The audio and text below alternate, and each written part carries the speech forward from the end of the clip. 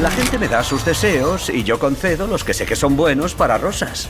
¿Algunos no se concederán nunca? Digamos que la mayoría. Merecen más que... ¡Yo decido que se merece cada uno! First of all, I gotta say, it's really nice to meet you and great movie. I can't stop listening to the songs. Great idea launching one song each week. It's a treat for every week. Great. That's great. So first of all, I wanted to start there. There's been a lot of talk about how female protagonists have evolved in the Disney movies, but I wanted to know how did you work on King Magnífico, and if you thought that Disney villains needed to change or to evolve for now, for this time.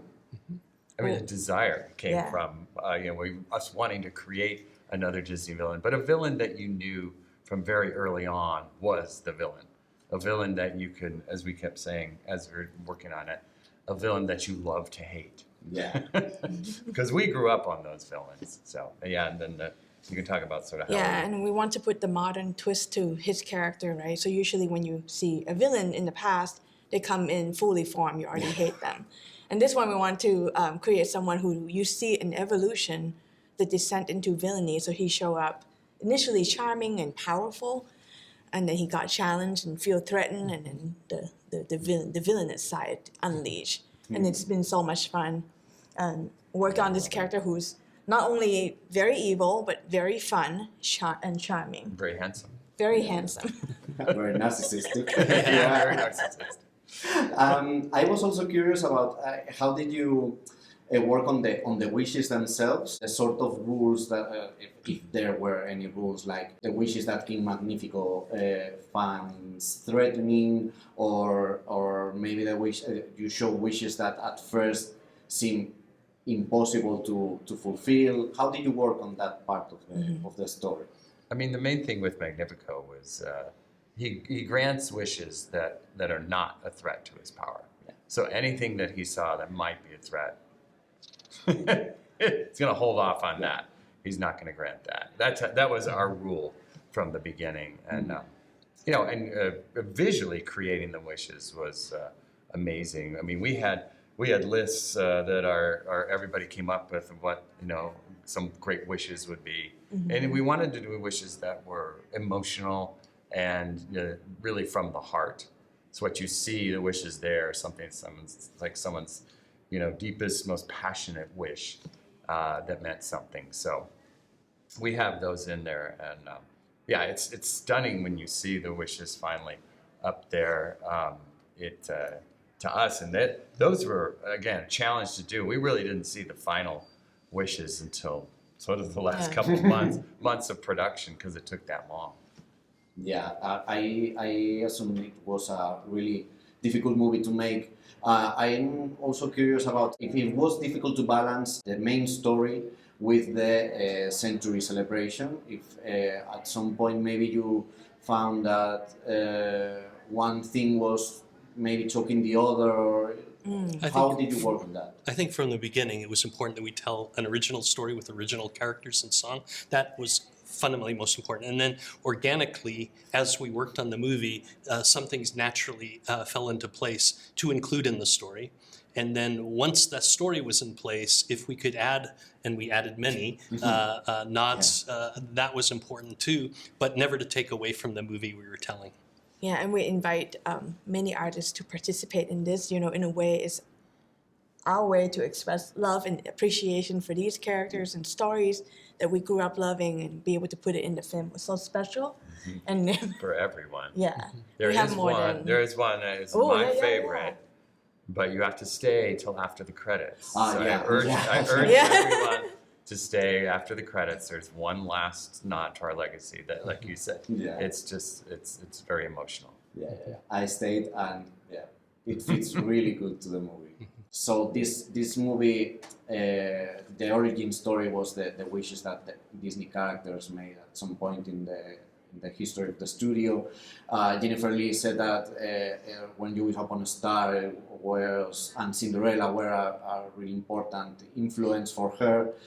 So I wanted to ask you, what is your Disney moment? What is that scene from the Disney history that is the most influential to you, or that sparks the most magic and imagination? For me, it was Pinocchio. Yeah. It was the first film that I saw as a kid. The first film, first Disney film, and first film I saw in a theater. So the experience was incredible. I was about 4 or 5 years old. Oh. And I mean, one of my favorite songs ever is When You Wish Upon a Star. And so I think, that was very inspirational to me when making this movie. Yeah, and for me, it was Beauty and the Beast. I grew up with the 90s, musical film era and loved them all. And those drawings up on the big screen, I realized there are people drawing these drawings, and it got me dreaming that maybe I could be at Disney Animation someday. Congratulations. The first film I ever saw with my parents was Bambi. And, looking back on it, I realized that range of emotion is something that, obviously part of it is traumatizing, but then the next moment you're laughing.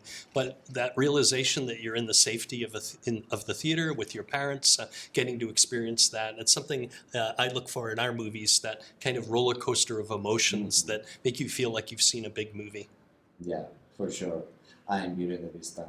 The stained glass, the prologue is amazing. Yeah. Ballroom dancing. Yeah. So, Wish is a look to the past, but with a foot in the present. But I wanted to know, what does it say about the future of the studio now that it's entering its new century? I would say, the technology will always change, and we keep building on the technology that we've had. I mean, even the look that we had was inspired by a few of the shorts that we had done recently, Paperman, Feast, Far from the Tree. They really helped us. But I guess for me, I mean, Disney will be around for hundreds of years because I think the storytelling, that the heart and the humor and the great music, that will always stay the same. And I think if we follow that path, I think we'll be around for a long time. I assume that.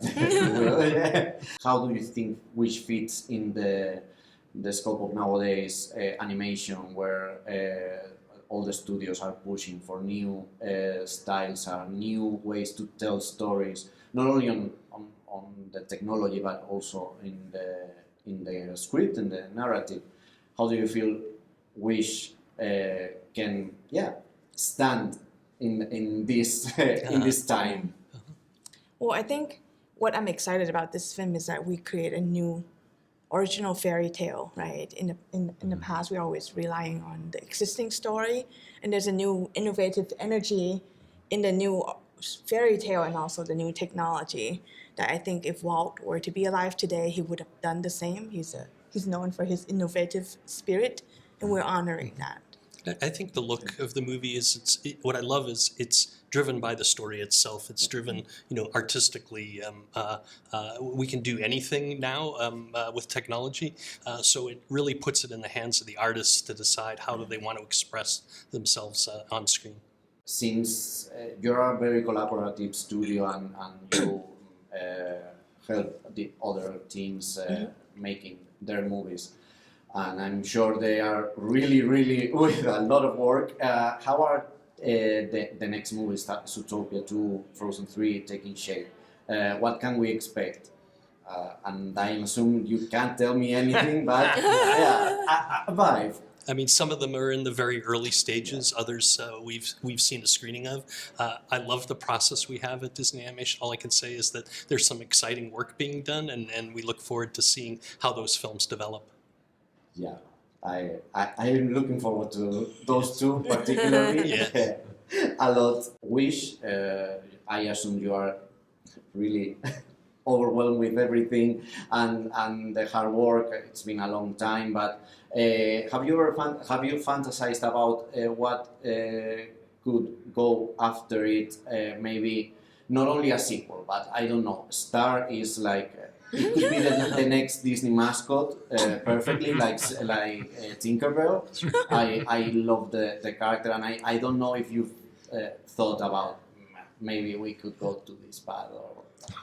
I don't think people realize how much work goes into this movie. So right now, to us, it feels like we just finished the film. Yeah. And this is that moment in time where we release the film and now other people get to see it and we get to watch them make the film their own. And I think we're just wanting to enjoy the ride and then maybe take a little vacation. Yeah. Yes, exactly. Yeah, since I watched the documentary of Frozen 2, I think you're doing a really amazing job. It's crazy how you don't go crazy after 5 years. Well, we do, but we put it into the movie. Yeah, well, thank you so much for this interview, and again, congratulations. Thank you. I can't wait to see it again. ¿Qué escondes? ¡Oh! ¡Nada!